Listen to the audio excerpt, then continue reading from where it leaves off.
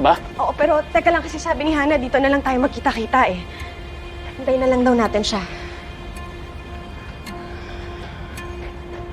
Hindi ba? Manila yun. Connie is here. She texted me. Sabi niya nandun siya sa loob. Come on, let's go. Okay.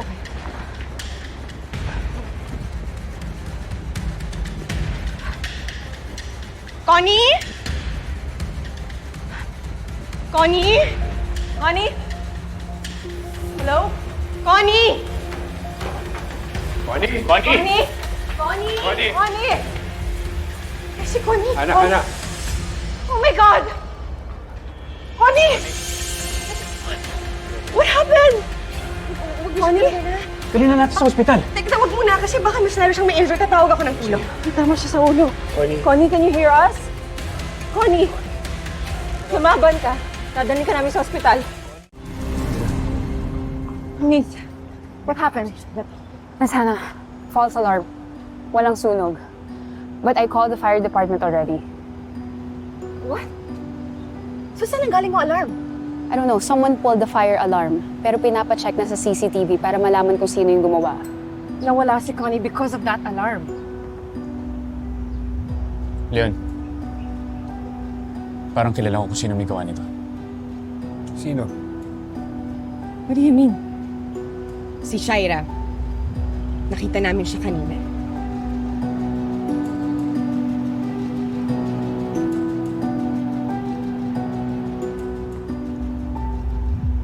Paano yun nakita? Gano'ng kalapit? Sigurado ka bang si Shaira yung nakita mo? Nakita ko siya sa hotel lobby kanina. Saglit lang yon pero nandun siya.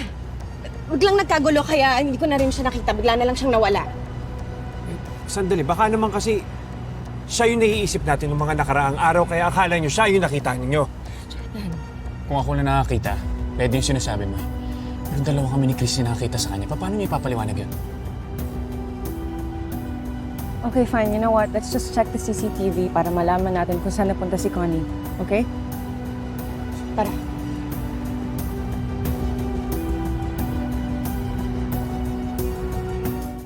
Miss Hana, na-send ko na po yung CCTV footage sa presinto. At nabalik ko na rin yung 5 million pesos sa bangko kanina before they closed.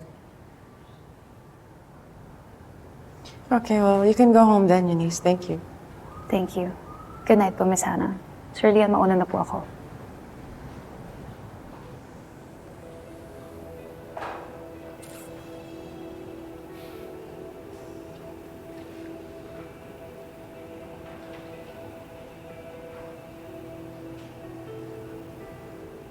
Ano iniisip mo?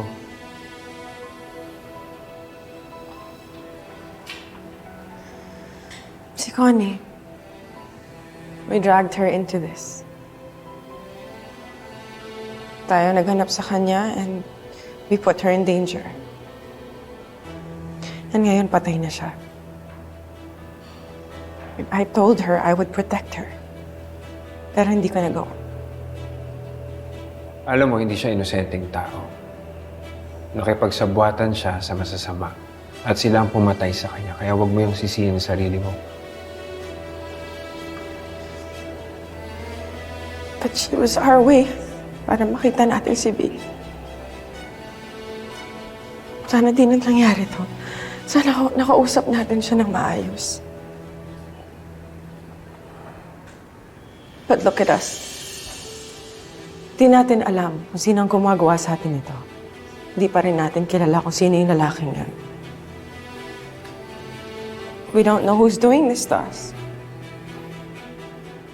Alam mo, sa totoo lang, hindi ko na talaga alam yung isipin ko eh. Kahit nga yung sinasabi ni Christy sa ni Jordan na nakitaan nila si Shaira.